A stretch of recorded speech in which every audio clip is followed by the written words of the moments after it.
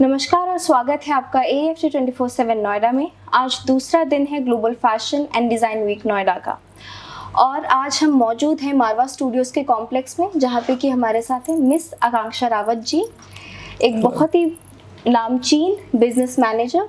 Ma'am, आपका singer एक business है, थोड़ा हमें उसके बारे में इलैबोरेट करिए क्योंकि शायद वो फैशन से काफ़ी रिलेटेड है। अगर मैं सिंगर की बात करूँ, आई डोंट नो आप लोगों ने कभी अपने स्पेशली ग्रैंड पेरेंट्स को देखा होगा एक काली मशीन चलाते हुए हाथ से। जी। तो singer was the first one जिसने सुइंग मशीन इंट्रोड्यूस की है world wide. They were the inventor and 1851 से है ये brand. So it's been more than 175 years, so now you can imagine. And fashion से अगर आप रिलेट करें, फैशन पॉसिबल ही नहीं होता अगर सोइंग मशीन आती नहीं। तो जो भी आप पहनते हैं, जो भी आपके घर में चीज़ है, फैशन सिर्फ कपड़ों से नहीं, घर की लुक से लेकर आपके इवन बेडरूम से लेकर जो कुछ भी आप फैब्रिक से, लेदर से रिलेटेड समझ सकते हैं, इट्स वो सिंगर ने ही पॉसिबल करा है। सिंस ये एक फैशन इवेंट है, एक मल्टी कल्चरल इवेंट है, जहाँ पे कि हम interior design, culinary art, fashion, सब चीज़ों के बारे में बात करें from all over the world. तो सबसे पहले फैशन जो मेरे दिमाग में टॉपिक आ रहा है, आप जब हम शब्द फैशन कहते हैं उससे आपके दिमाग में पहला ख्याल क्या आता है? फैशन अगर आप कहें जिसमें मैं कंफर्टेबल हूँ। ओके। कंफर्ट के बराबर फैशन कुछ नहीं होता। अपना कॉन्फिडेंस फैशन होता है, विच आई थिंक आप जो पहनते हैं, जो आप कैरी करते हैं, जैसे अपने आप को पोर्ट्रे करते हैं जी, वो फैशन है। ओके। मेरे लिए तो एंड आज हम कलिनरी आर्ट और इंटीरियर डिज़ाइन के भी बारे में बात कर रहे हैं। तो विश्व में इंडिया के अलावा कोई ऐसा देश जहाँ का कल्चर आपको बहुत पसंद है, कलिनरी आर्ट या किसी भी फॉर्म ऑफ आर्ट या फैशन, कुछ भी जो आप बहुत पसंद करती हैं? फैशन वैसे मेरी हमेशा से मैं बहुत अपने भारत को मतलब बहुत ऐसा क्यों? I am very much proud to call myself Indian.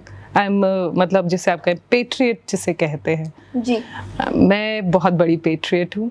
तो आई डोंट थिंक सो कोई हम जैसे इंडिया का कोई मुकाबला कर सकता है। हमारे जैसा मल्टी डाइवर्स, चाहे वो पहनावे से हो, खाने से हो, आर्किटेक्ट से हो, इंटीरियर से हो, हर 5 कोस में बदले पानी, हर कोस में वाणी। ओके। तो इट्स लाइक इतनी डाइवर्सिटी हमारे इंडिया के बराबर और कहीं नहीं मिल सकती। तो मैं किसी और जगह को नहीं कहूँगी। ओके। भारत में ही इतने सारे राज्य हैं, हर राज्य की एक अपनी कलाकृति है, एक अपना कल्चर है। तो भारत में ही कोई ऐसी जगह जहाँ का कल्चर या जहाँ का काम की कपड़ों की कारीगरी या फिर हाथ की कारीगरी या कुछ भी जो आपको बहुत पसंद हो, उसके बारे में थोड़ा सा हमारे दर्शकों को बताइए। अगर आप मुझसे मेरी अपनी चॉइस के हिसाब से पूछे तो मुझे चिकनकारी, लखनवी चिकनकारी बहुत पसंद है। बहुत इंट्रिकेट आर्ट है वो जो उसकी जो डिटेलिंग है, जितना उसमें कोई कारीगर उसको जितने शिद्दत से करता है जी, मुझे नहीं लगता और किसी में हो सकता है। उसके अलावा अगर आप बात करें तो मुझे बंगाल का भी बहुत अच्छा लगता है क्योंकि कलर्स सब आर्ट अगर देखा जाए बंगाल के थ्रू ज़्यादा फेमस हुआ है। एंड उसके अलावा मुझे आंध्रा का बहुत पसंद है। ओके। तो इन चीज़ों में मुझे मतलब सारी जो रूट्स है, एंड ये नहीं है शहरों में जो चल रहा है। अगर आपको असली कल्चर जानना है किसी जगह का, आप बिल्कुल इंटीरियर में जाइए, तब आप समझ पाएंगे कि असली कारीगरी वाला काम होता क्या है। और वो चाहे कपड़ों से हो, चाहे वो इंटीरियर से हो, चाहे वो आप कहे फूड से हो जी, वो सब कुछ रूट्स हमारे वहीं से हैं। बस इसी से जुड़ा मेरा अगला सवाल है कि अगर हम इसी टॉपिक के बारे में, अगर मैं आपसे खाने से रिलेटेड अगर पूछूं कि कोई ऐसा राज्य जो आपको बहुत पसंद है। देखिए, मैं तो अपने ही राज्य को कहूँगी क्योंकि मेरी चाहे मैं पैदाइशी दिल्ली की हूँ, बट मेरी रूट्स, जिसे आप कहें मेरी जड़ें उत्तराखंड से हैं। ओके। तो यस, पहाड़न हूँ, तो पहाड़ी खाना हमेशा से पसंद है। मेरे लिए दाल भात के बराबर कोई कंफर्ट फूड नहीं है। ओके। अभी हमने थोड़ी देर पहले बात की सिंगर के बारे में, आपके जी। बिजनेस के बारे में, जो कि स्विंग मशीन्स बनाती हैं। तो पहले जो स्विंग मशीन का काम होता था वो पहले मैनुअल आया करती थी, हाथ से बिल्कुल। चलाने वाली आया करती थी। बिल्कुल। क्योंकि मुझे भी ये याद है, मेरी नानी माँ किया करती थी। और आज हम देखते हैं वही सेम चीज़ इलेक्ट्रिसिटी से चलती है, मशीनों से चलती है। तो ये जो इवोल्यूशन हुआ है इस चीज़ का, साल दर साल जो ये चीज़ें बदलती चली गई हैं, क्या आपको लगता है इस पे, इसका इम्पैक्ट फैशन पे भी आया है किसी तरह से? बिल्कुल। अगर आपने सिर्फ अभी काली मशीन का ही आपको जैसे ज़्यादा लोगों को पता है, जी।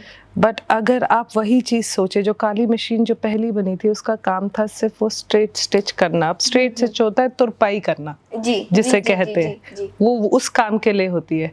बट एक्चुअल में जो कपड़ा जोड़ना, उसको वो जोड़ देना, फिर आज की डेट में अगर मैं मॉडर्न टाइम की बात करूं, जी, जो आप एम्ब्रॉयडरी तक देखते हैं, यस, एम्ब्रॉयडरी मशीन तक हमने लॉन्च की हुई है। वाओ। तो किसी चीज़ को अपना पर्सनल टच देना, वो सिंगर ने पॉसिबल किया है। और जहाँ तक रही अगर आप फैक्ट्रीज में, तो हमारी इंडस्ट्रियल मशीन्स की रेंज भी है, जो आपके बटन होल से लेकर बटन स्टिचिंग से लेकर आपके बेल्ट के जो जीन्स पे जो लूप होते हैं, हर एक चीज़ जो आप सोच सकते हैं, चाहे वो आपकी लेदर की सीट्स को स्टिच करने के लिए, ये वाली स्टिचिंग के लिए भी, जिस चेयर पे आप बैठे हैं, it's all swing machine. Okay. तो जितना भी आप अपने पर्दों तक को देख लीजिए, सब स्विंग मशीन है। तो उसके बिना I don't think so fashion जैसी चीज़ एग्जिस्ट कर सकती है। मेरे हिसाब से जो हमारा अभी का टाइम है, शायद हम वेस्टर्न कल्चर से बहुत इन्फ्लुएंस हो रहे हैं। हमारा फैशन, हमारा कलिनरी आर्ट, हमारा इंटीरियर डिज़ाइन, सब चाहते हैं कि हमारा घर एक मॉडर्न लुक उसमें आए। हमारा खाना जो है वो हम उनकी तरह खाएं, क्योंकि हमें वो लगता है कि वो हेल्दी है। हम कपड़े उनकी तरह पहनना चाहते हैं, क्योंकि हमें लगता है कि शायद वो ज़्यादा आरामदेह या कंफर्टेबल है। तो इसका इम्पैक्ट जो हमारी करंट जनरेशन पर है, वो कल्चर से धीरे धीरे बिछड़ते जा रहे हैं। तो उसके बारे में कुछ कहना चाहेंगे आप? देखिए, कल्चर चूज करना हमारे ऊपर है। जी। अगर आप शायद मुझे 5-6 साल पहले देखते तो शायद मैं भी आपको अपने ट्रेडिशनल वेयर पे नहीं मिलती। बट धीरे धीरे टाइम के साथ आप रियलाइज करते हैं कि भाई इंडियन कल्चर के बराबर कोई चीज़ नहीं है। जी। और मुझे नहीं लगता है, जिसको जैसा भाता है वहाँ जाना चाहिए, क्योंकि किसी चीज़ को अडाप्ट करने में मुझे नहीं लगता है अपनाने में कोई गलत काम है, जब तक वो किसी के लिए कुछ बुरा नहीं कर रहा है। बस ये है, अपनी जड़ों को मत भूलो। जी। जड़ों के साथ हमेशा जुड़े रहो। जी। बस आखिर में मैं चाहूँगी कि आप हमारे दर्शकों को, चाहे वो स्टूडेंट्स हैं, चाहे जो भी लोग हैं जो हमें इस वक्त देख रहे हैं, आप उन्हें थोड़ा उत्साहित करने के लिए, उनके अंदर एक मोटिवेशन जगाने के लिए 2 शब्द कहिए कि वो भी अगर फैशन या आर्ट के फील्ड में आना चाह रहे हैं, तो उन्हें आप किस तरह से मोटिवेट करना चाहेंगे? इम्पॉसिबल जैसा वर्ड नहीं होता। जी। इम्पॉसिबल को अगर आप ब्रेक करें, जी, it's I am possible. Yes, definitely. And it goes, I am sorry मैं अभी ये लाइन इंग्लिश में बोलूँगी, क्योंकि ये वर्ड्स, दिस इज़ व्हाट, ये मैंने खुद का बनाया हुआ है और ये मेरा मंत्र मैं खुद रखती हूँ। जी। Whenever hard time face you, you look up and never say why me. You should always say try me. Oh wow, that's amazing. बहुत ही अच्छी। So yes, this should be your motto, because यही आपको strong बनाता है और यही चीज़ आपको आगे लेके जाती है। क्योंकि अगर टफ टाइम नहीं देखोगे तो इम्प्रूव कैसे करोगे? सिंपल। और ये सबको मिलेगा, ऐसा कोई नहीं है, आई डोंट थिंक सो। पूरे मैं यूनिवर्स में कहूँगी जिसने ये नहीं, जो नहीं फेस करता होगा, जो फेस कर जाता है वही राजा कहलाता है। बस। Thank you so much ma'am, आपने हमें अपना वैल्यूएबल टाइम दिया। Thank you so much. बहुत बहुत धन्यवाद आपका। आपका भी। मुझे बहुत अच्छा लगा यहाँ आके, एंड आई रियली अप्रिशिएट कि आप लोग यहाँ पर आर्ट, कल्चर, फैशन, इन सबको प्रमोट कर रहे हैं. And I think it's commendable कि मतलब now students are actually getting into it. Earlier पहले इतनी विजिबिलिटी नहीं थी, बट स्लोली एंड स्टेडली हर किसी को सिर्फ इंजीनियर बनना था या डॉक्टर बनना था. बट धीरे धीरे टाइम के साथ आई बिलीव इतने उनके आप क्या कहेंगे करियर पाथ एक्सपैंड हो रहे हैं, which is really appreciable. Thank you so much. Thank you. आपका समय देने के लिए बहुत बहुत धन्यवाद आपका. Same, thank you. और ऐसे ही वीडियोस देखते रहने के लिए बने रहिए AFT 24/7 नोएडा पे.